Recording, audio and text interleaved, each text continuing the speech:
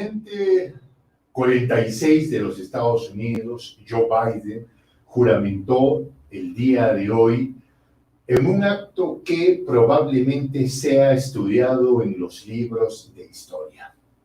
Joe Biden recibe una nación después del año histórico, el 2020. El 2020 es un año que rompe el vector de la historia. Si el vector está viendo así, pues lo torció para el otro lado, ¿sí? Y necesitamos entender lo que será Joe Biden para Latinoamérica, para México, para el mundo. Tengo, por supuesto, para este análisis un personaje grande que nos va a acompañar, un personaje que da la talla, a quien quiero recibir, además por ser un amigo querido y personal, Carlos Federico de Conexión MX. Carlos, buenas noches. Gracias por estar con nosotros, hermano querido. Buenas noches a toda tu audiencia, Jotan, no sé ni cómo decirte, si Juan José, el Jota o cómo, pero buenas noches a todo Latinoamérica, sobre todo a la gente de Perú que nos acompaña en este instante, pues aquí, como dices tú, viendo las repercusiones que están pasando en este momento por la situación de llegar al poder del señor Joe Biden. Bueno, las previas, mi querido amigo. Primero, felicitarte porque te he visto ya como parte permanente, bueno, te he visto en repetidas oportunidades en las conferencias matutinas del presidente Andrés Manuel López Obrador. Y segundo, que usted nos viene a impresionar con una barba castiza, entrecana, que hace valer el peso de los años, mi querido Carlos. Claro que sí, son los enojos que me hacen llegar los alumnos constantemente, pero no, es parte de... claro que sí, nos han dado la oportunidad de estar ahí en las mañaneras, en las conferencias de prensa del presidente de la República. Nos han agendado durante 3 meses, lo que es enero, febrero y marzo. Nos están dando 2 días a cada uno de los personajes de la prensa alternativa. Pues un agradecimiento a la gente de comunicación social del presidente que constantemente estuvimos pidiendo ese espacio. Claro que somos bastante gente de estos medios de comunicación alternativos y pues hoy ya me tocó estar ahí, estar frente al presidente. No me tocó la palabra en esta ocasión, pero en la siguiente, ténganlo por seguro que ahí vamos a estar cuestionando. Tengo que decirte que apenas te vemos ahí, nos sentimos representados, ¿eh? Claro que sí, yo me siento tal igual que ustedes, llevar la tarea, lo que las inquietudes que poseen en la gente aquí en estas benditas redes sociales, y yo me siento parte de ustedes. Hermano mío, el día de hoy juramentó Joe Biden. ¿Qué expectativas tienes tú para México respecto a este nuevo momento en la historia México-estadounidense? Y luego hablaremos de Latinoamérica. Pues veo que es un signo de interrogación muy grande, porque confiar en con este nuevo gobierno que llega a los Estados Unidos de Norteamérica, pero viendo el historial, el matiz que le dan los demócratas, yo lo que veo aquí en México, vuelvo a repetir, es un signo de interrogación muy grande, porque la fórmula a la cual pertenecía Joe Biden son los que solapaban la corrupción, sobre todo en México y Latinoamérica. Eran las personas que ejercían el poder sutilmente. Recuerdo muy bien que el señor Barack Obama siempre nos dio síntomas de hermandad, de humanismo, principalmente por su color de piel. Así logró llegar a muchos corazones de personas del mundo, y dando esa figura de amor, de ser condescendiente, de abrazar a su familia. Pero mientras sucedían cosas atroces en el mundo, mientras, sobre todo aquí en México, que tenemos muy recrudecido la situación de migración hacia aquel lado de los Estados Unidos, fue de los principales gobiernos los cuales devolvió mexicanos y centroamericanos a sus respectivos países. Yo les comento en estos momentos a mucha gente que me pregunta al respecto, yo les digo, pues Donald Trump gozaba de una boca irreverente, este señor era muy irreverente, pero cuando nos vamos a las estadísticas, terminó gobernando de cierta manera, bueno, a lo que se refiere allá como un líder mundial en los Estados Unidos, terminó gobernando un poco mejor, repatrió menos mexicanos hacia este país, menos centroamericanos, logró subir la economía de cierta manera, logró tener lazos mínimos de darle el abrazo al gobernante autoritario de allá de Corea del Norte y de otros países. Dentro de su irreverencia y su show que tiene este señor, creo que logró ciertas cosas que los demócratas jamás habían pensado. Por eso... Tres veces, Carlitos, viva México, en palabras de un presidente mexicano en la Casa Blanca. Es por eso que imaginémonos el grado de... quiero decirlo de esta manera. Donald Trump es un comerciante. Es una persona que sabe tener ahora sí un diálogo cuando se requiere comerciar con un país. Y este señor supo incrustar ese tipo de estrategias al gobierno de los Estados Unidos de Norteamérica. La conveniencia del vecino del sur, que es México, creo que él lo vio muy bien y supo tener esa condescendencia con el gobierno de México, al grado que tuvo esos calificativos que no lo esperábamos de él. Logró tener esa comunión con el presidente de México. Hoy me preguntaban que si era mejor que hubiera seguido Trump para México o que Biden llegara a la presidencia como el día de hoy. Yo les digo, pues ya la situación con Trump estaba ganada. La situación de Andrés Manuel López Obrador junto a este señor que acaba de salir de la presidencia, ya había un tipo de entendimiento en el cual ya lo tenían todo ganado. Hay que volver a remar en contra de la corriente porque la realidad es que no sabemos qué se traen bajo la manga estos señores del Partido Demócrata. Si están resentidos o de veras quieren sacar adelante ese país o van a ir de una manera sutil carcomiendo a cada uno de los países como le han hecho constantemente cada vez que gobiernan estos señores. No hay que olvidar que el muro que tanto gritó también Donald Trump, el muro lo construyeron los demócratas aquí en México. Hay que olvidar que en los tiempos de Bill Clinton fue cuando se construyó más esa indumentaria tan gigante que tanto criticaron del país vecino cuando estaba aquel muro de Berlín. Mientras ellos construían un muro aquí en el sur de los Estados Unidos de Norteamérica.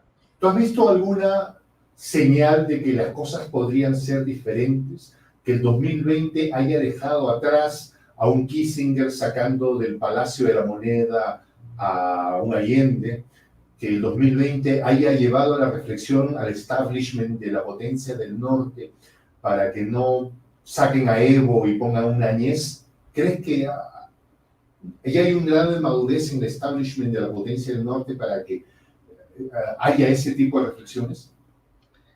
Creo que hay unos cambios en los cuales nos lo anunciaron bien allá en Bolivia. La situación de que regrese Evo Morales al gobierno junto con el presidente actual, creo que es un anuncio donde se está entendiendo que hay que negociar de diferentes formas y dejar aquellos golpes de estados en los cuales se vio inmiscuido América Latina en los años 70 sobre todo, países como Uruguay, Paraguay, Brasil, Argentina, Bolivia, Centroamérica, no se diga. En México decidieron llevar una política parecida, nada más cambiando de nombres, y así en diferentes partes de Latinoamérica, en Chile, que no se nos olvide, uno de ellos, el atosigamiento que le tuvieron a la isla de Cuba, y infinidad de estrategias, las cuales creo que hoy ya claudicaron por tanta comunicación que hay.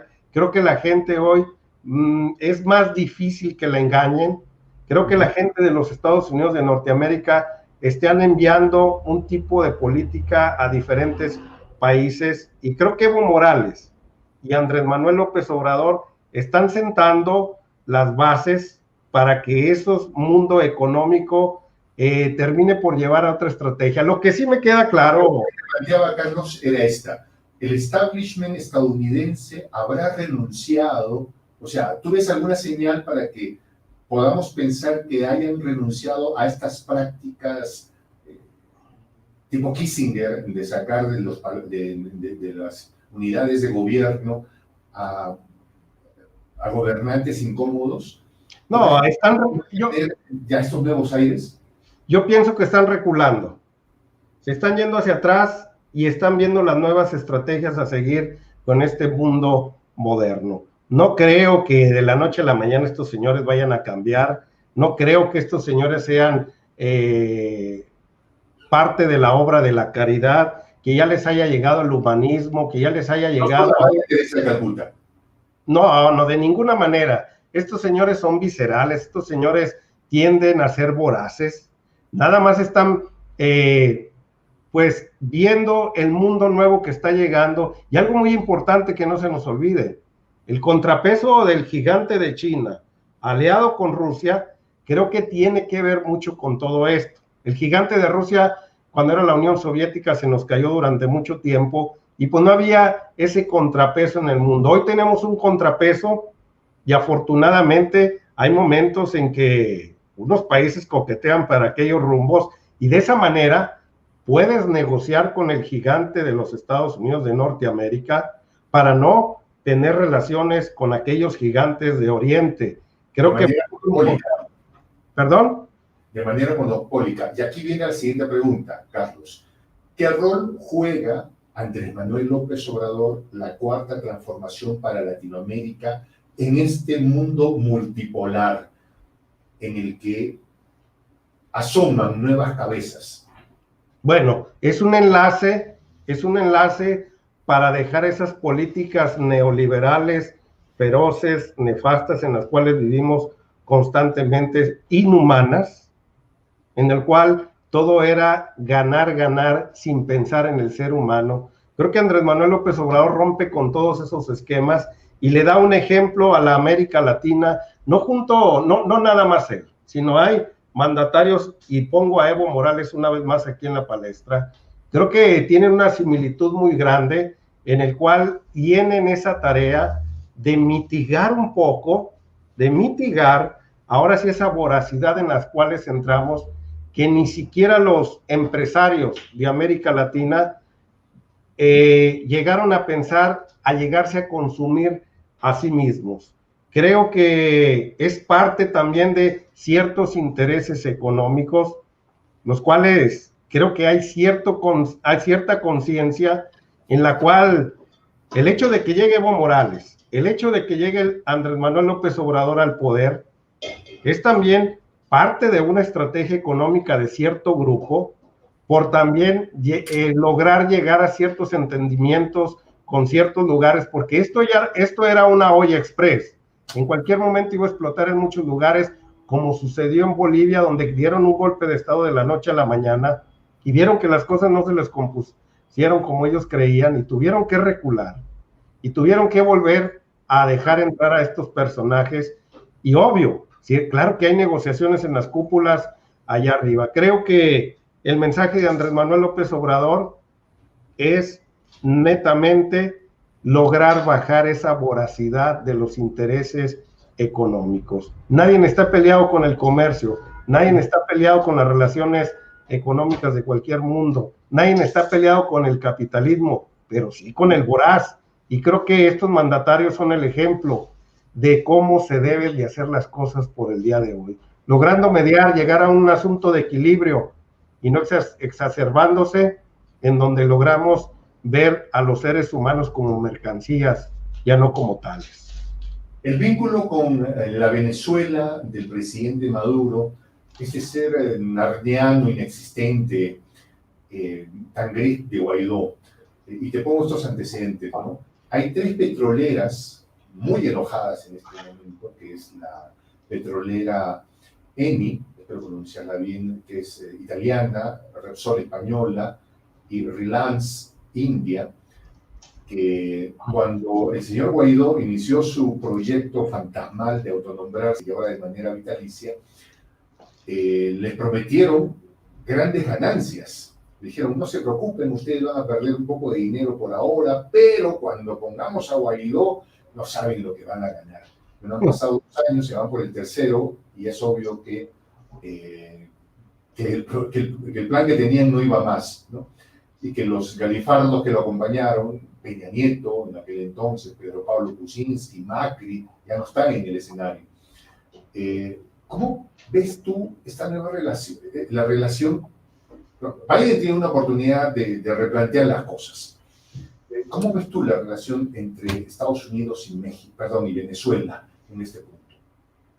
Veo una situación muy delicada por los intereses económicos en los cuales México ahorita está tratando de conciliar. Venezuela es un platillo muy delicado, no se come tan fácilmente. Creo que se han metido tantos intereses económicos ahí, han hecho una especie de confusiones en ese lugar, y creo que los gobernantes también de ahí del país de Venezuela de cierta manera han cooperado para crear ciertas confusiones en las cuales... errores que corregir, tremendos temas, incluso temas de corrupción que hay que cuestionar con mucha seriedad ahí en Venezuela. Sí, por eso es un tema muy delicado. Creo que tiene matices muy buenos Venezuela, tiene matices muy extremistas, en los cuales debemos de tener ahora sí cierta objetividad y cierta observación hacia aquellos lugares, con los cuales es muy difícil entrar con un apoyo total a Venezuela. Es difícil porque a veces rayan también en el autoritarismo, hay momentos de ser muy condescendientes con su pueblo, con la gente más desprotegida, pero luego se pelean con los intereses económicos más grandes, y creo que han cometido ese error donde, mi punto de vista, creyeron tener todo el poder por los grandes yacimientos de petróleo que tienen, de oro y de infinidad de recursos naturales, y creo que perdieron la noción de que quien hace grande a una nación son quienes tienen el poder económico mundial y el poder de las herramientas esas nefastas con las cuales nos tienen atosigados. Y en este momento, pues yo veo meterse a Venezuela no es tan fácil. Tiene puntos críticos muy grandes, también tiene aplaudibles otros. Creo que México se ha mantenido un poco a la expectativa y haciendo parte de la doctrina Estrada, donde no la intervención en pueblos extranjeros, tan igual de allá para acá. Creo que han sabido mantener esa seriedad y esperar a ver qué sucede. Mientras México tiene problemas muy grandes económicos, tiene problemas muy grandes con su misma política interna, y bien lo dice el presidente de la República, la mejor política externa es la interna, y creo que es en lo que están ahorita trabajando bastante, y estarse pues queriendo meter en camisa de 11 varas con Venezuela creo que no sería nada agradable en este momento. El respeto al derecho ajeno es la paz, dijo Benito Juárez. Tú dices algo interesante, y en los círculos diplomáticos hay cierta narrativa que me parece sería importante ponerla en contexto, ¿no? La doctrina Estrada, para quien no lo sepa, porque este programa no solo se ve en México y en Perú, se ve en Latinoamérica tal, implica la no intervención, es decir, nosotros no nos metemos en asuntos internos de nadie, en tanto que no se metan en nuestros asuntos. Y a mí me parece que es una cosa magnífica, ¿no? Eso, sin embargo, también entendido que al margen del respeto que merece cualquier decisión soberana de cualquier nación, se requiere estar al tanto de lo que está pasando en la casa del vecino, porque no puedo estar mirando que están masacrándose en la pared, está más allá de la pared costado, y hacer como que si no estuviera pasando nada. En ese punto podemos entender, por ejemplo, la gran labor cumplida por el canciller Ebrard y por el presidente Andrés Manuel para rescatar y sacar con vida al presidente Morales en su momento, de su propio territorio. Y como peruano, la vergüenza de que en aquel entonces el triste canciller populicio peruano no le dio permiso a la nave mexicana para que pudiera repostar por combustible. Es un tema, ¿no? Pero en los círculos diplomáticos se dice que si es que Trump no se animó a una aventura en el Caribe contra Maduro, fue por el contrapeso de mexicano, ¿no? Y que las cosas que se hablaron, porque incluso lo dijo el embajador estadounidense de México, las cosas que se hablaron en esa reunión entre Trump y Andrés Manuel fue precisamente el tema México, perdón, el tema Venezuela, ¿no? A mí me da la impresión, no sé qué crees tú, que la diplomacia de política externa de Andrés Manuel ha sido muy sutil, pero muy contundente. Es la impresión que tengo yo. No sé qué piensas tú al respecto. Y alguna información que me han hecho llegar también. No hay que olvidar que México tiene datos históricos de interlocución entre países que están en la situación que se encuentra Venezuela ahorita. Y es cierto lo que tú comentas. Siempre ha sido intermediario entre la nación norteamericana y los países que están en problemas como la ya nombrada de Sudamérica. No hay que olvidar que en los tiempos de cuando había ese bloqueo al país de Cuba, el país que más tuvo hermandad y tuvo esa comunicación fue México. México siempre tuvo en los años 70 y años 80 esa hermandad. Y pan de por medio, México mantuvo esa conducta. Así es correcto. Y claro que yo lo entiendo, ese es mi punto de vista de entendimiento.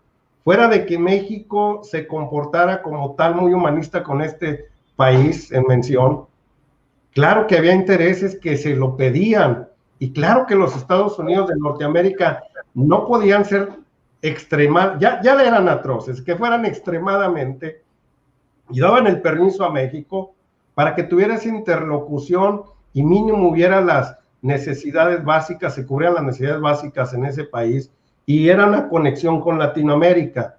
Creo que con ese historial que tenemos, creo que Andrés Manuel López Obrador, en la historia y en lo bien aprendido, creo que luchó mucho para que Venezuela también fuera foco de atención de un nivel internacional, aunque el día de hoy no hay que olvidar que Venezuela no puede exportar su petróleo, ni una gota, no pueden entrar gasolinas, están creando un caos de otra manera en ese lugar, y México siempre va a seguir luchando a través de Marcelo Ebrard, el canciller, para que se abran esos vínculos de entendimiento, y ojalá, pero yo lo dudo mucho, ojalá y el presidente actual de los Estados Unidos logre tener ese entendimiento con esa nación, que lo dudo bastante, porque dentro de esa imagen que dan de muy humanitarios, como la figura de Joe Biden, que lo está haciendo ahorita en este instante, que nos han...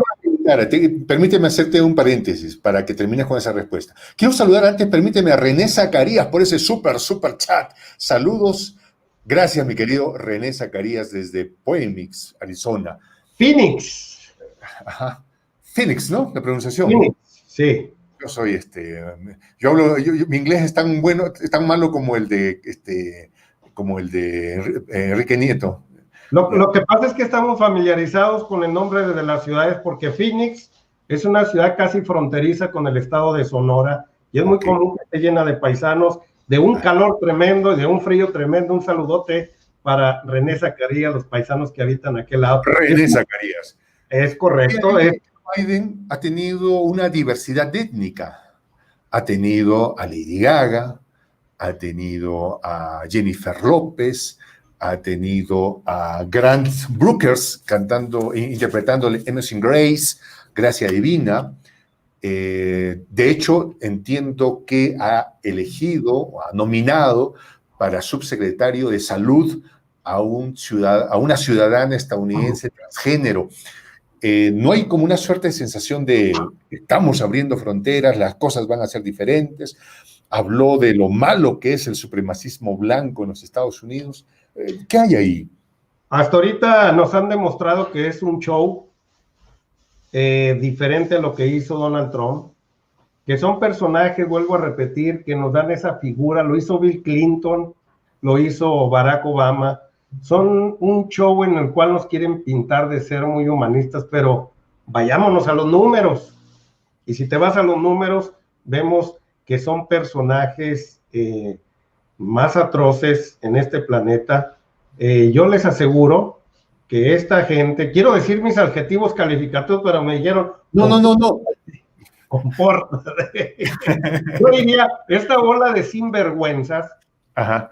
esa es con la cara que nos manejan. Ahorita están enviando, no sé si allá hasta el Perú llegue, a Latinoamérica, pero es un mensaje de Joe Biden, donde pintan su vida desde la niñez, con una canción de fondo, con una música de fondo tan dramática, y desde ahí yo veo y observo, ya nos están pintando a un Joe Biden bueno, a un Joe Biden humanista, que vino desde la pobreza, y empiezan a platicar en ese video que está circulando en las redes. Sí, lo he visto.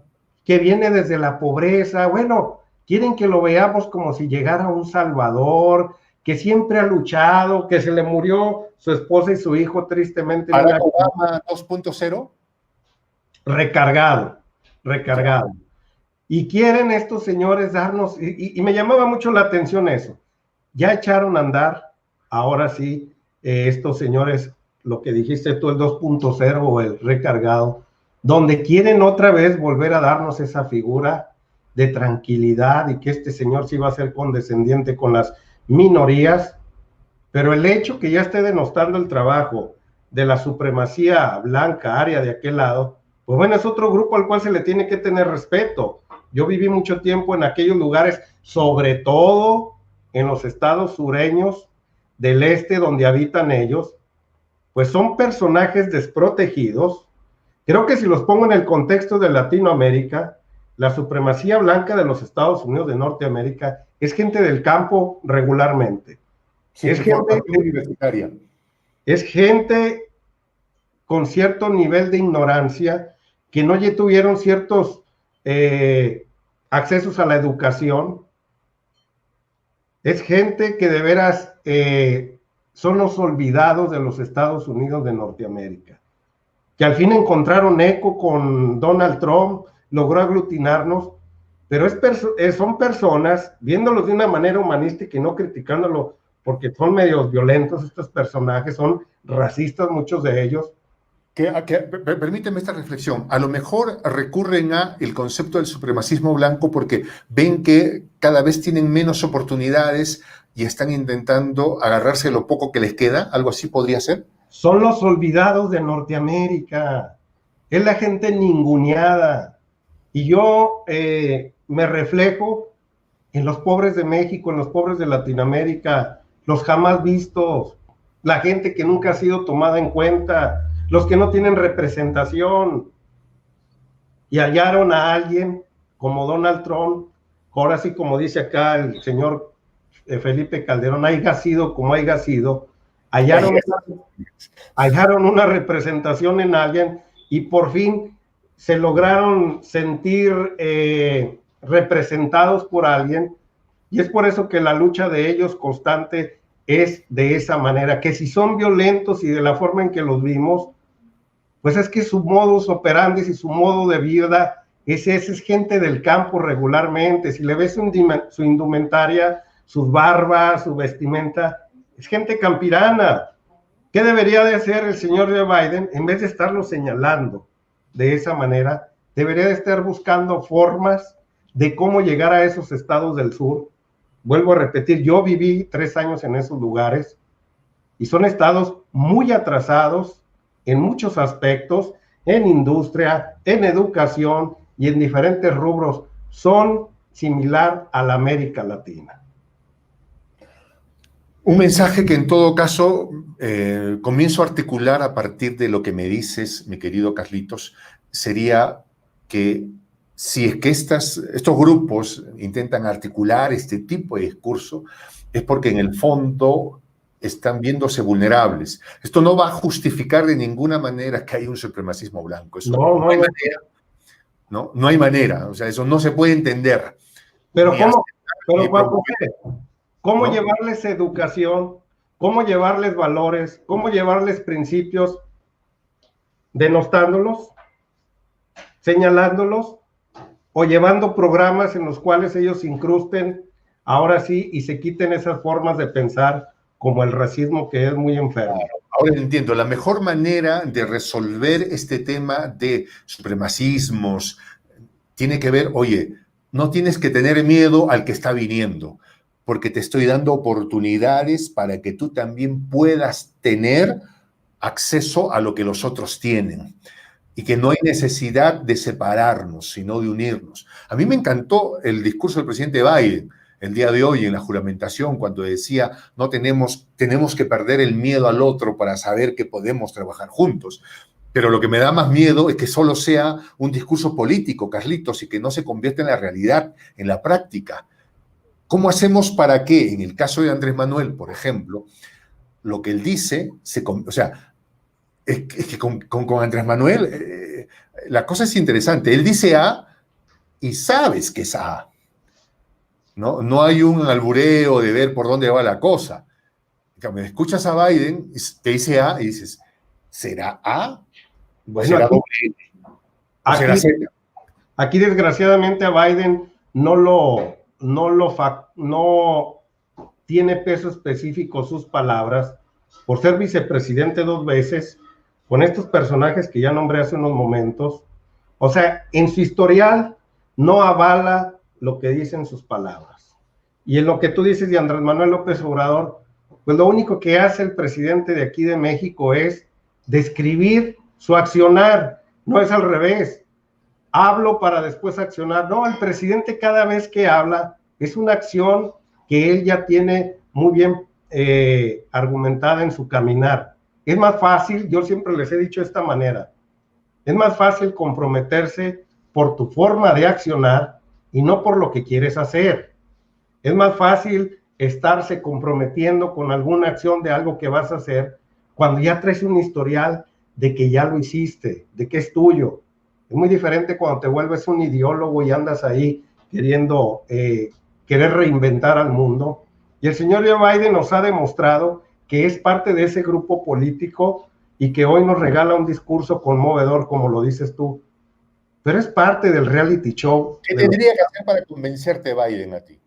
Pues que su accionar fuera contrario a lo que han hecho en cuatrienios pasados estos señores. Aquí nada más, como dice, ¿cuál es ahí? Santo Tomás, hasta no ver, no creer.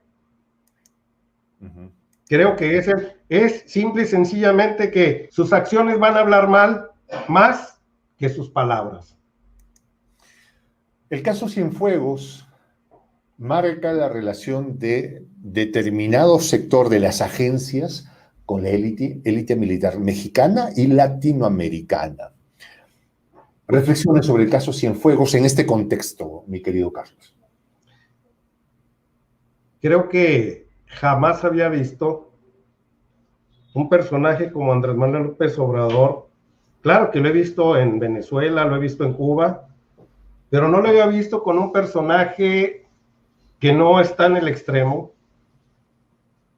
que enfrente a los poderes fácticos de los Estados Unidos de Norteamérica y más, que los desnude y los presente ante la opinión pública como tal lo que son. Creo que este precedente también de defender la soberanía de un país, yo creo que no logro hasta el día de hoy, les soy honesto, no logro tener ese entendimiento tan grande de alguien que se atreve a enfrentar a un poder tan grande, a una policía como la DEA, que siempre entró a México y presiento que en toda América Latina, como Juan por su casa, bueno, Pedro por su casa, sin permiso alguno, con armas, haciendo negocios, deshaciendo, teniendo atosigados con el pie, con la bota en el cuello a los gobiernos. Por fin hubo un gobierno que logró sacarle sus papelitos al sol. No logro entender todavía, Juan José, y aquí creo que el que está... ¿Puede pasar factura a la relación Biden-AMLO? ¿Perdón? ¿Ese hecho le puede pasar factura a la relación Biden-AMLO? Sí puede, claro que sí. Nada más que hay que entender algo. El presidente de la República hace las cosas, hace ese tipo de gestiones, hace ese tipo de acciones, porque ya trae un plan B y un plan C detrás de él, y se ha dado cuenta la importancia de México, la puerta a América Latina, para tener ahora sí, pues de cierta manera, cierta paz en los Estados Unidos de Norteamérica, que la necesitan mucho. Ha logrado darles esa importancia de lo que es México y que no siga siendo el patio trasero como todo el tiempo lo hicieron, sino que México puede ser el eslabón para tener grandes entendimientos con América Latina de una manera más humana y de esta manera lograr tener tranquilizadas las aguas hablando socialmente, ya que los Estados Unidos en este momento viven unos problemas muy grandes de inseguridad que nos los han heredado también a nosotros, pero Andrés Manuel López Obrador juega con esa carta tan grande que el señor Donald Trump supo hacerlo cuando quiso frenar a los inmigrantes centroamericanos. Se dio cuenta que no era el que nos tenía que frenar, que podía contar con México para que le ayudara con esa labor, donde Marcelo Ebrard ha sido un canciller muy grande y ha logrado tener negociaciones muy grandes con los Estados Unidos y ha dado esa importancia a este país. Creo que Andrés Manuel López Obrador sabe en qué país vive, sabe qué recursos tiene, sabe que tiene la gente a su lado, ha logrado aglutinar a las Fuerzas Armadas, que las tiene siempre a su lado, arropados ahí todas las mañaneras, donde jamás habíamos visto quién le preguntara a las Fuerzas Armadas, quién los cuestionara, y hoy en día ahí los tiene, y los tiene a su lado, se sienten arropados. Creo que es un anuncio a los Estados Unidos de Norteamérica, diciéndole estamos para tener esa relación, para ayudarnos los unos a los otros, siempre y cuando haya respeto y lo que hablamos ahorita de la doctrina Estrada. El presidente ha sabido llegarles, Juan José, ha sabido llegarles. Creo que los ha doblado, como le hacía en aquel tiempo el gran boxeador Julio César Chávez, no con golpes a la cara, sino con golpes a los bajos hasta que logran doblarse. Carlos, yo tengo que hacerte una confesión. Cuando la Fiscalía mexicana decidió no iniciarle un proceso a Cienfuegos, te digo que me quedé sin argumentos. No estás solo. ¿Y sabes qué pasa? Tengo una amiga, se lo conté a Notibeca. Tengo una amiga que es española, que vive en Australia, que sigue el programa, y apenas pasó esto, me llamó desde Australia, vía Telegram, ¿ya? Y me dice, a ver, Jota, ¿qué me vas a decir ahora? ¿Qué me vas a decir ahora? ¿Ya? A este señor lo chaparon en Los Ángeles, tenía un expediente, Andrés Manuel lo llevó a México porque Dios sabe las cosas que sabía, no solo sobre los vecinos del norte, sino sobre temas de seguridad nacional, eso lo puede entender, me decía, pero de ahí a que no lo procesen, ¿qué me vas a decir, Jota? Me decía. Te desarmó.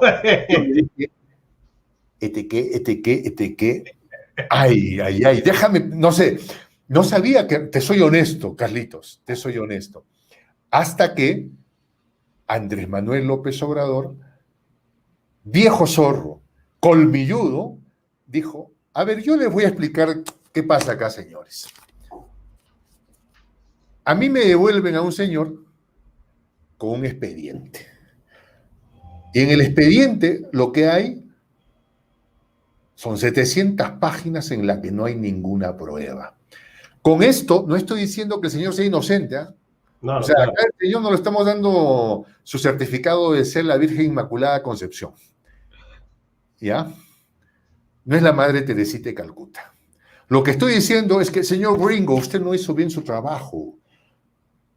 Y literal, el presidente Andrés Manuel dijo, hagan bien su trabajo. No porque haya sido hecho en Gringolandia, es algo que no tenga problemas ni que esté hecho perfectamente. Hagan bien su trabajo. Ustedes me mandan al señor, me mandan un expediente, investiguen. Ya con esto lo procesan. Reviso el papel, no encuentro datos, no hay nada. Entonces, pero eso podría generar suspicacia. Entonces el tema es, pero yo no le pido que me crean a mí, dice Andrés Manuel de alguna manera. Acá está, señores. Carlos Federico, revísalo. A ver, hay un tipo llamado J allá en el Perú que lo revise. ¿Cuántos letrados, abogados, constitucionalistas, penalistas, de derecho de todo el planeta podrían haberlo destrozado a Andrés Manuel horas después de haberse publicado el documento? Nadie habló, todo el mundo se cayó. Entonces la llamé a mi amiga española que vivía en Australia y le digo, ¿quién se atreve a hacer esto, hermana? ¿Quién se atreve a hacer esto? Porque la verdad es una sola y cuando tú quieres manipularla, hacer chanchulladas, te metes en problemas. Pero si dices, yo no oculto nada, acá está el expediente. Respuesta de Gringo fue, ¿cómo vas tú a compartir información confidencial? Esto vulnera la confianza que yo tener. Vamos a evaluar próximas acciones que a futuro. Haz bien tu trabajo, nada más, hermano. No sé, ¿qué piensas tú? Yo veo que hay un pleito dentro de los Estados Unidos de Carlitos, paréntesis. Perdón. Te cuento que estoy probando nuevos estudios y estamos todavía en versión beta. Así que en cualquier momento una de las baterías puede abandonarnos, pero no te preocupes, todo está bien. Puedo irme a pantalla negra unos 20 segundos y luego se resuelve. Por si acaso te doy esta... Yo sigo hablando. Ajá, tú sigues, tú me vas apoyando. Dale, hombre. Yo veo que hay un conflicto entre los poderes dentro de los Estados Unidos de Norteamérica y Andrés Manuel López Obrador lo sabe y creo que aprovecha esa confusión dentro de la DEA, dentro de la CIA, dentro del gobierno de Estados Unidos, dentro de los intereses económicos. Yo creo que es un buen observador. Yo creo que esa buena vecindad con Donald Trump también le dieron ciertos datos para ver en qué se podía atrever. Y creo que difícilmente podemos entender quién se puede enfrentar al poder económico número 1 del mundo, porque lo vamos a poner en ese contexto. ¿Quién se atreve a desnudarnos de esa manera? Pues nadie, pero tampoco Andrés Manuel puede atreverse nada más porque 80 millones de mexicanos lo respaldan. Tampoco sería ese el argumento. Creo que hay una pleito interno muy grande en aquel país, donde se aprovecha de esta situación, porque hasta logra desarmarlos, aunque que andaban armados, logra ahora sí poner ciertas reglas para que ellos ingresen a este lugar. Y veo que Andrés Manuel López Obrador tiene datos de lo que sucede de aquel lado, porque atreverse a exhibirlos de esa manera, creo que no cualquiera, y a veces uno se preguntaría, pero ¿quién va a tener ese atrevimiento? ¿Por qué? Exacto. ¿Sabes lo que pasó? O sea, cuando Andrés Manuel dijo eso, yo dije, ¡ah! ¡Ja! ¡Ja! ¡Ja! Y luego dije, chuta, ¿y ahora qué viene? Porque del otro lado manco no es. O sea, no creo que se queden calladitos y calmaditos, a no ser que, sabiendo que Andrés Manuel es tan colmilludo y que además Marcelo Ebrard es un fino diplomático, se han atrevido por algo, pienso yo, ¿no crees tú? Debe de ser así. Vuelvo a repetir, el hecho que tengamos vecindad nosotros con los Estados Unidos de Norteamérica, quizás se nos salga algo natural, algo normal. A veces no logramos entender el poder que tienen estos señores por nuestra costumbre de vivir al lado de ellos constantemente. Tan cerca y tan lejos tan cerca de los Estados Unidos, tan lejos de Dios. Así es, así lo dijo Porfirio Díaz en aquella ocasión. Creo que no logramos valorar muchas cosas, es por eso que es importante escucharlos a ustedes desde la perspectiva de allá de Sudamérica o de otros países, porque a veces nosotros no logramos tener ese valor tan grande. Y ver esta situación que está sucediendo, a veces me tengo que quitar la camiseta y una especie de salirme del mundo y ver desde una perspectiva lejana y empezar a ver ese contexto lejano a mí, quitarme todas las investiduras de mexicano y esos rollos, porque para poder ver con más objetividad esa situación, pues a mí me llama mucho la atención que esto no sucede nada más porque si creo, y te lo digo, mi punto de vista, es que hay grandes intereses económicos en un pleito muy grande, en el cual ciertos apoyan a la corriente en el cual está el presidente de México, y en el cual le dan ese respaldo tan grande para que él se atreva a hacer ese tipo de señalamientos, porque entonces esto sería un mal ejemplo para diferentes países de América Latina. Y de esta manera Andrés Manuel sería tomado como un subversivo, como un agitador, y vemos que no lo toman de esa manera.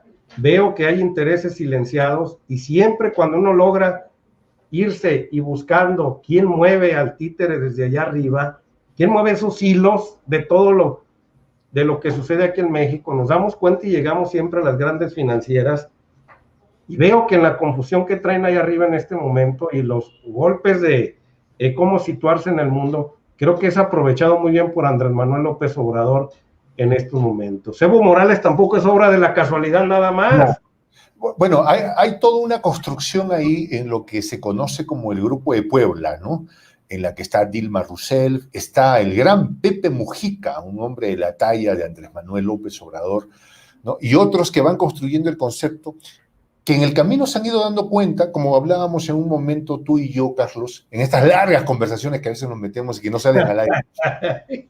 El otro día nos quedamos hablando hasta las 2 de la mañana, ¿te acuerdas?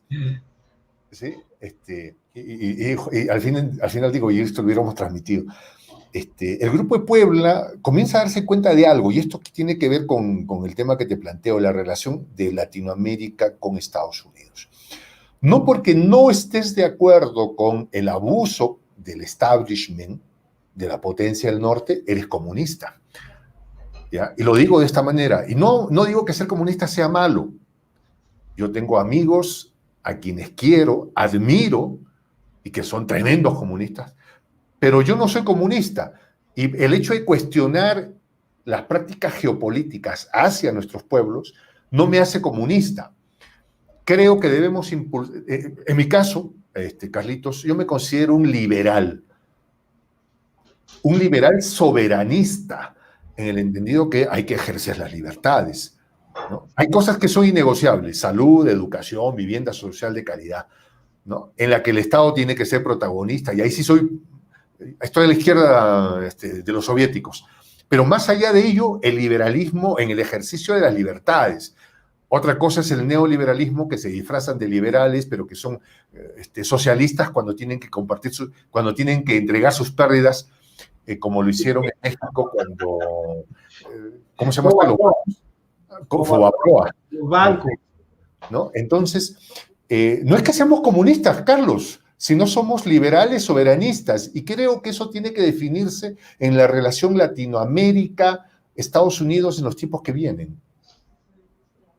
Pues es que son los reacomodos que están haciendo ahorita en este mundo, y aprovecharse y saber de tener esa inteligencia de Andrés Manuel López Obrador, Evo Morales allá en el sur, de tener esa sabiduría tan grande, de saber aprovechar los momentos actuales y no seguir siendo, porque nosotros vivimos todavía hace 3 años con un presidente agachón en donde todo era sí señor, lo que usted diga, y se aprovechaban constantemente, y lo vimos con Donald Trump. Con Peña Nieto. Con Peña Nieto, cómo denostaban los mexicanos, al grado de que una vez les dijo que eran unos animales todos los indocumentados que estaban en los Estados Unidos de Norteamérica. ¿Por qué cuando llega Andrés Manuel López Obrador cambia su discurso totalmente? ¿Por qué? ¿Por qué, Carlos? ¿Por qué? ¿Cómo? ¿Cómo logra hacer eso? Hay un historial de resentimientos dentro de Donald Trump. Hay un historial muy grande donde con la gente priista y panista quiso hacer negocios para poner sus grandes hoteles y sus grandes negocios en México, sobre todo allá en la Riviera Maya, allá por Cancún, en el cual lo estafaron. Mira, tú no sabías eso.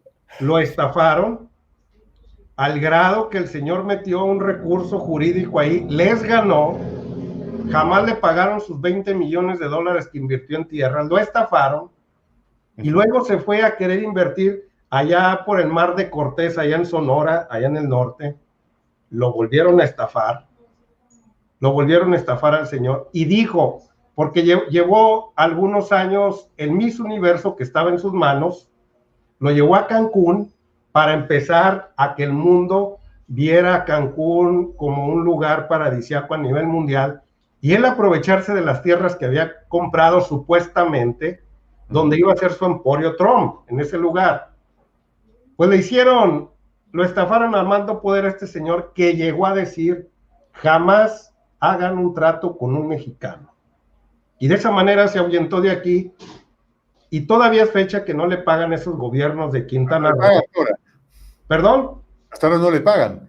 Hasta el día de hoy todavía tienen entrampado su cuestión jurídica en esos estados priistas y panistas, en lo cual este señor, cuando llega al poder, pues saca todo su resentimiento, y cuando ve que hay un gobierno corrupto del tamaño de Enrique Peña Nieto, pues saca toda su furia dentro de sí y despotrica toda la rabia no cobrada, toda la rabia que le habían creado en aquel momento.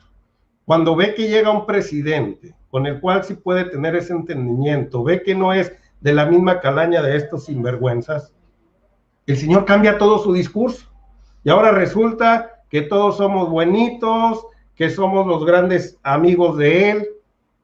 Eso es lo que regala cuando un presidente es honesto, que tiene la calidad moral para enfrentar a la DEA, para enfrentar al poder mundial más grande. Eso es lo que se necesita y es el ejemplo a seguir, tener calidad moral, y es obvio, pues tener un buen padrino aquí detrás de uno, porque aunque tengas toda esa calidad no vas a poder hacer nada. Andrés Manuel López Obrador entendió bien que en el 2006 quiso llegar por sí solo a la presidencia de la República, le hicieron los grandes poderes mundiales para que no llegara. En el 2012 volvieron a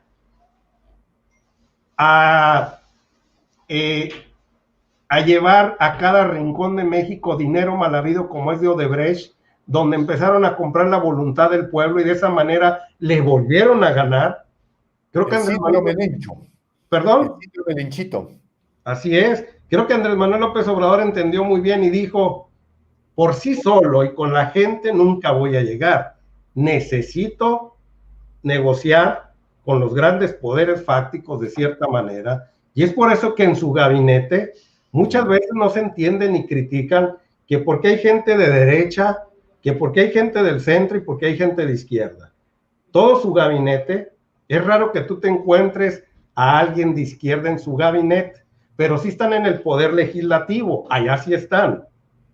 Es por toda esa negociación que tuvo que hacer para poder llegar al poder. Por sí solo los intereses económicos jamás lo iban a dejar. Ha sido un gran aprendizaje para él, y creo que hoy en día nos lo ha regalado tanto. Acá hay un tema, Carlos. En la reunión que tuvo, no, en alguna llamada telefónica que tuvo Andrés Manuel con el expresidente Trump, Andrés Manuel señaló que Trump le había dicho, hay mucha gente interesada en que usted y yo no nos llevemos bien, que nos peleemos, pero no lo han logrado. Extiendo esta pregunta hacia Latinoamérica. Hay gente interesada en que Estados Unidos se vaya, se lleve como se lleva con Latinoamérica. ¿Perdón? ¿La pregunta otra vez? Hay gente interesada en mantener esta situación de la relación que tiene Estados Unidos con Latinoamérica, en la que hay Kissingers, hay Allendes, hay Evo Morales, hay Rafael Correas, que hay un chiste, te voy a contar un chiste, ¿sí? Este chiste lo escuché, es un chiste que se cuenta mucho en las embajadas. ¿Tú sabes por qué en Estados Unidos nunca ha habido un golpe de Estado? No. Porque no hay embajada de los Estados Unidos, pues, hermano. Ok. No voy a decir más. A eso me refería, a esa relación. Cuando Trump le dice a Andrés Manuel, hay gente interesada en que nos llevemos mal, hay gente interesada en que hay esa mala relación, esa relación no saludable entre Estados Unidos y Latinoamérica? Que esa es la relación que están pintando ahorita los conservadores aquí en México, constantemente, porque el presidente no mandaba felicitar a Joe Biden por su triunfo en los Estados Unidos. Era constante las críticas hacia el presidente, de la gente ultraderechista de este lugar, los conservadores corruptos, los conservadores que entregaron el país y se la pasaron señalando al presidente que era un irresponsable el no felicitar a Joe Biden, pero el presidente siempre lo dijo: yo soy respetuoso de los países extranjeros y hasta que no den el Comité Electoral de los Estados Unidos un veredicto de quién es el ganador en ese momento, lo voy a felicitar. Pero se la pasaron queriendo crear esa confusión, donde era un presidente que no lo quería Joe Biden, que seguramente se iban a llevar mal, y el expresidente Felipe Calderón Hinojosa y Vicente Fox Quesada constantemente estaban haciendo punta de lanza para ese tipo de críticas. A ellos les conviene que haya una mala relación entre los mandatarios como el de Bolivia y el de México con los Estados Unidos de Norteamérica, porque en ese instante ellos se aprovecharían una vez más de toda esta situación económica que está sucediendo en estos momentos. Para ellos es un dolor tan grande que esta situación de la pandemia hubiera sido un jugoso negocio para ellos, porque todas las adversidades naturales que sucedieron en este país, por ejemplo, siempre se enriquecieron a más no poder. El último temblor de México fue el anuncio de que Miguel Ángel Mancera, que hoy es senador por el PRD, que era gobernante de la capital de México, se enriquecieron todos los políticos de tantas ayudas internacionales, de tantas supuestas ayudas del mismo gobierno de México a los afectados del temblor hace unos poquitos años. Y lo que vimos fueron actos de corrupción increíbles. Venían huracanes, venían situaciones como la hoy de la pandemia. Estos señores ahorita tuvieran endeudado este país con 20, 30 mil millones de dólares más, tuvieran unas gasolinas que ahorita afortunadamente están entre 16 y 20 pesos, cosa que Peña Nieto nos los entregó entre 19 y 21 pesos, depende de la región. Ahorita tuviéramos unas gasolinas, no lo dudo ni tantito, que cerca de los 30 pesos, ahorita tuviéramos la deuda externa inflada, ahorita tuviéramos nuevos impuestos generados por todo esto, ahorita tuviéramos estos señores dedicados a diferentes rubros empresariales, siendo los proveedores únicos del gobierno de todo esto que se requiere para esta situación. Ahorita ellos estuvieran enriqueciendo a más no poder, y ven que los miles y miles de millones de dólares los cuales se ha ahorrado el presidente hasta el día de hoy por no irse por el caño de la corrupción, los ven que son empleados en hospitales, en escuelas, en gente más vulnerable, en el empresariado, en infraestructura, y es un coraje muy grande de estos señores. Por eso quieren crear esa confusión, porque ven que todos esos recursos ahorita estuvieran en sus bolsas, y para terminar esta intervención, pues no les hubieran sacado tanto dinero de sus bolsillos para que pagaran los impuestos que tenían pendientes de hace muchos años. Es por eso que el ardor de esta gente que quiere crear esa confusión para poder otra vez apoderarse del gobierno y de este país y de muchos otros, donde tristemente ojalá que la gente de Perú logre ver estos canales consecuentemente a diario. Te voy a leer un comentario de alguien que precisamente, un peruano más oficial, ¿sí? que además le tengo que agradecer por ese super chat que ha mandado nuestro amigo, y dice lo siguiente: saludos a los dos titanes de la comunicación del pueblo latinoamericano, nuestra patria grande, un fuerte abrazo para los dos. Y aquí quiero una reflexión tuya, si me permite, Carlos. Cuando Pepe Mujica estuvo en México, precisamente, reflexionó sobre el proyecto de la Patria Grande y él dijo, cometimos un error. Creímos que podríamos consolidar la Patria Grande a través de decisiones de Estado, a través de políticas, creamos la CELAC, que ahora está en presidencia del México. Pero cometimos un error, dice él.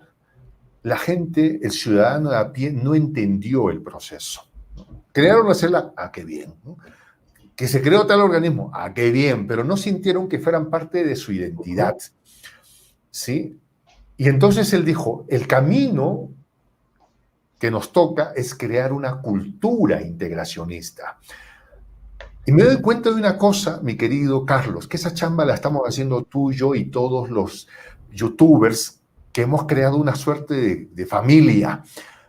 Lo decía antes de ayer, me parece, resulta que contigo tengo una amistad tremenda, igual que con Wilmer Domínguez, con Hans, y hablamos y tenemos conversas, pero me doy cuenta de una cosa, personalmente no nos conocemos.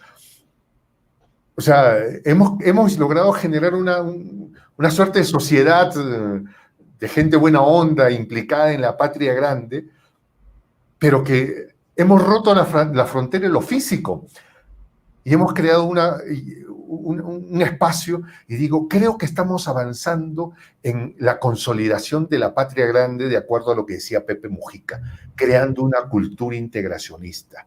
¿Qué piensas tú al respecto? Creo que el presidente de la República de aquí de México ha sabido hacer esa tarea que están nombrando en estos instantes. Involucrar al pueblo y tenerlo aquí todo el tiempo y hacerlo parte del gobierno, creo que era algo que dejaron de hacer durante 30 años en este país. El presidente de la República constantemente está accionando con ciertas estrategias para que el pueblo de México y Latinoamérica, porque en este caso de ejemplo estás tú, nos veamos como hermanos y nos sintamos parte de una transformación, no nada más de México, sino en Latinoamérica y mundial, y sobre todo un cambio interno de cada uno como ser humano. Estrategias, y quiero nombrar una, donde ¿quién se iba a atrever a rifar un avión donde no hay un avión? ¿Y a quién le iban a salir las cosas tan bien? A pesar de los pesares. El presidente de la República sabía muy bien que muchas personas de todo el mundo, no nomás lo voy a encerrar de aquí de México, porque los paisanos, mis respetos, se pusieron la camiseta muy grande, sabía que todos querían cooperar con una especie de un bono o algo al gobierno para ayudar al presidente a sacar este país adelante, hablando monetariamente. Y el presidente se saca este as bajo la manga, y la gente al comprar ese boleto, cooperar para una buena causa. La gente se sintió parte del proceso. Yo le encargué a Eli, le dijo, oye, ¿cómo hago para comprar mi boleto? Boleto, ¿no? Y Eli me dijo, no te preocupes, yo ya te lo compré, acá está, si te lo sacas, te sacas el avión, te lo mando al Perú el avión. Había un avión además, ¿no? Pero ya sentí yo que yo había colaborado. Mi querido Carlos, acá me están escribiendo sobre algo que yo supongo que tú tienes más información. MRTJKE, un poquito difícil pronunciar el nombre del amigo, tiene que ver con una preocupación que la mañana de hoy nos hizo llegar Hans. Así es. Cuenta que México ha sido un lugar muy difícil para el ejercicio del oficio de comunicador y la profesión. ¿Qué ha pasado con Sandy Aguilera? Tengo entendido que se está requiriendo del canal de YouTube Oro Sólido, Sandy Aguilera, que además permanentemente está en las mañaneras, sabíamos de ella. Están pidiendo que haya donativos de sangre, tengo entendido. ¿Qué ha pasado con nuestra querida Sandy, mi querido Carlos? Que antes de todo quiero manifestar que lo que tú dijiste hace unos momentos de esa hermandad que se ha creado con esta situación aquí en México, con esta transformación en la llegada de Andrés Manuel, el miércoles pasado que estuve ahí antes en Palacio Nacional, vi a Sandy Aguilera, vi a Hans Salazar, y quiero decirles que yo cuando los saludé, me sentí como, lo que respecta a ti, como si yo te saludara todos los días, algo increíble de vernos ya frente a frente, pero... Sí, te diste cuenta que era la primera vez que se veían. Ya en persona, era la Exacto. primera vez, como tengo la relación aquí contigo de amistad muy buena, ya cuando nos vemos, creo que nos conocemos tanto, que ya es ese sentimiento ya se rompió porque nos conocemos mucho. Saludé a Sandy Aguilera. Somos guayjes, en quechua la traducción hermanos. Hermano. Hermanito. Y quiero decirles que Sandy Aguilera, desde hace año y medio tuvo una comunicación conmigo para cuestiones periodísticas. Y siempre ha sido un enlace cuando yo necesito cierta información o necesito, por ejemplo, para conocer a Hans Salazar, el enlace fue ella. Para conocer a Marco Olvera, para tener un contacto con Lord Molécula. Como ella es parte del grupo, siempre me contacta con ellos. Información que ella me pide de programas que yo he hecho, información que ella tiene que me pasa también. Creo que hemos tenido esa amalgama entre varios junto con ella. Y hoy en día la situación de ella creo que es un signo de interrogación. Lo único que sabemos es que está en un hospital, que al parecer tiene algunas costillas quebradas, algunos no saben si son golpes o qué. No quisiera especular al respecto porque ya empezaron ahí a hablar de ciertas circunstancias. Creo que la que debe de dar una información es la familia de ella o ella a través del Twitter. Yo creo que es momento de esperarnos. Aquí lo importante es que ya apareció, que al parecer no se encuentra en un estado muy grave, sino simple y sencillamente todo parece indicar que es tiempo nada más. Y que haya sucedido, pues ya ella tiene que informarnos o su familia. Es lamentable porque esa situación que tú hablas del periodismo, del ejercicio del periodismo, pues imagínate si hoy es difícil, ¿cómo era antes de que llegara Andrés Manuel López Obrador al banquillo? Al grado que tu servidor jamás decía su nombre completo, jamás decía de qué lugar era, por ese miedo tan grande que teníamos.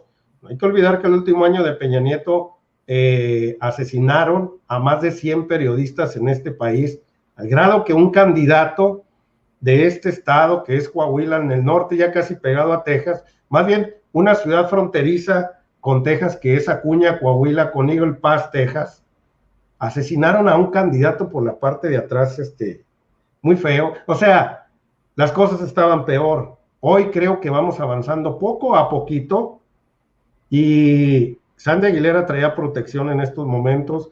Creo que es momento de esperar a ver qué es lo que sucedió. Afortunadamente, después de que no sabíamos de ella, pues hoy sabemos que está con vida. Okay. Carlos, yo tengo que agradecerte por tu tiempo. Sé que tienes múltiples ocupaciones que al margen de tu actividad tan fértil en el mundo del youtuber, eres un docente enamorado de la carrera y de la permanente actividad propia de la misma. Tengo que agradecerte por habernos acompañado.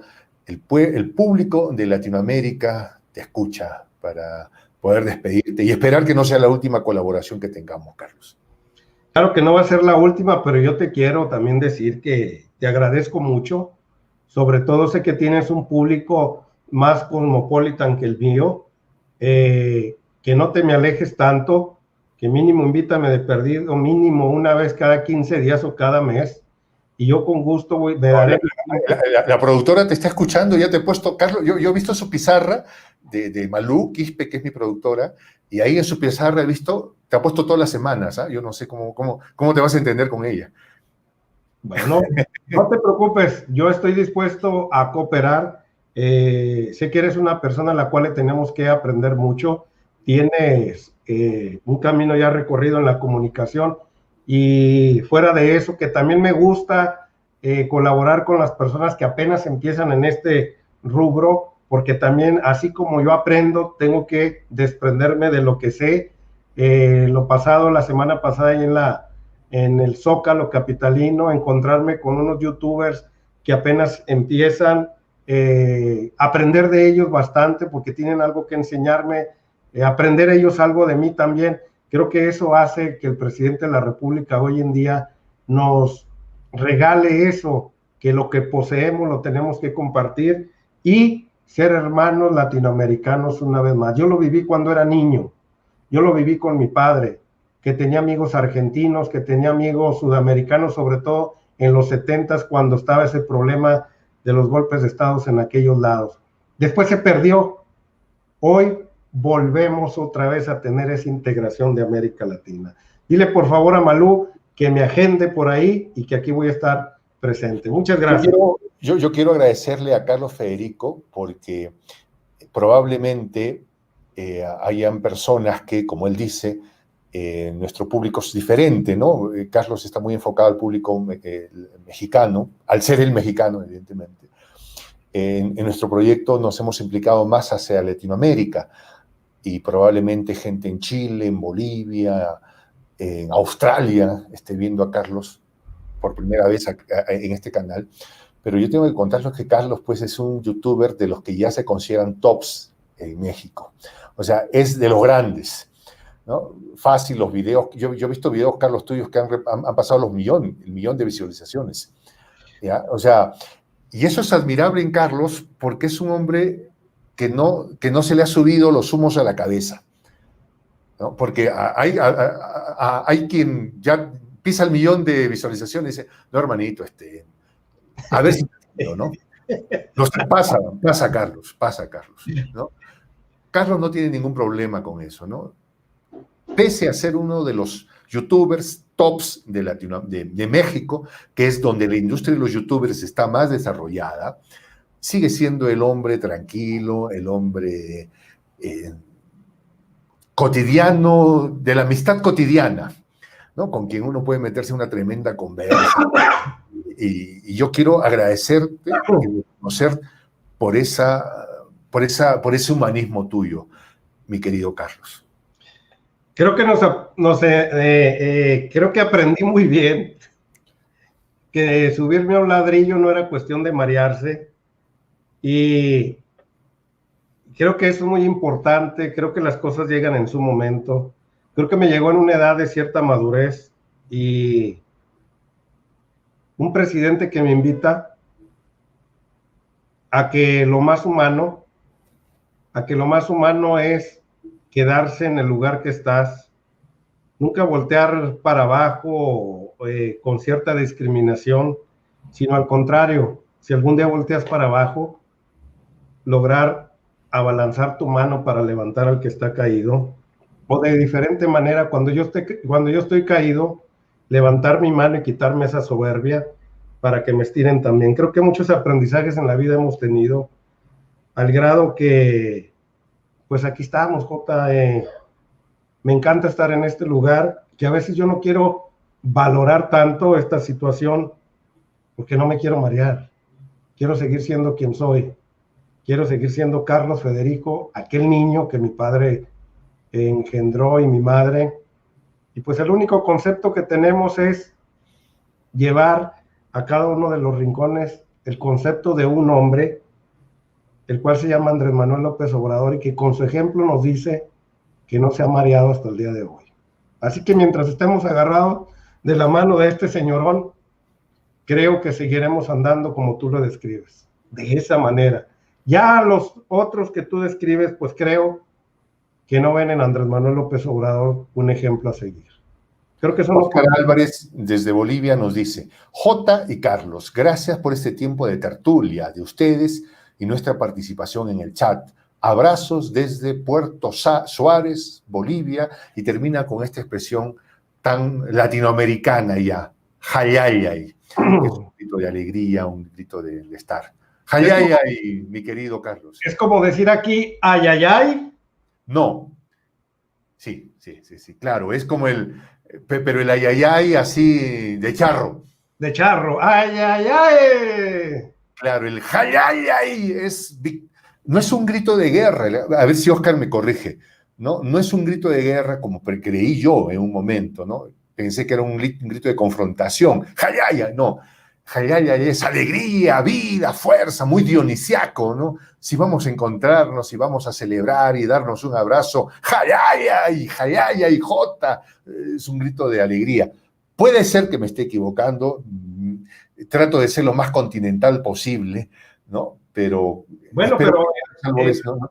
la oración que pone ahí Oscar Álvarez, Perdón, Oscar Álvarez, Oscar Álvarez, es con con ese tono que le estás dando tú, de alegría. Sí, efectivamente. Jayaya y Carlitos. Vámonos riendo, digo yo, por estos rumbos. Un abrazo, por favor, no pierdan la oportunidad de seguir a Carlos Federico en Conexión MX en su canal en el YouTube. Tiene ahí está, Conexión Online. Carlos Federico Info. Qué bonitos efectos, hoy ya tenés que explicarme cómo se hace eso, ¿eh? Se ve súper genial eso. Conexión MX, Conexión Online, Carlos Federico Informa, que son las plataformas de Carlos. Síganlo, que es un hombre que tiene una cultura muy amplia y tiene por sobre todo un don de gente. Carlos, Tupananchis Kamaj, hasta volver a... Qué bonita taza. Tupananchis Kamaj, hasta volver a vernos. Nos vamos a estudios centrales. Gracias, Carlitos. Bueno, agradecerle a Carlos Federico por habernos acompañado en la aventura creativa de la noche del día de hoy, analizando ese vínculo que tendrá Latinoamérica con el nuevo presidente Joe Biden. Y seguramente un gran camino que aún nos toca por recorrer. Mi nombre es Juan José del Castillo J., transmitiendo desde nuestros nuevos estudios en algún lugar de la patria grande. Tupananchis Kamaj. Hasta volver a vernos.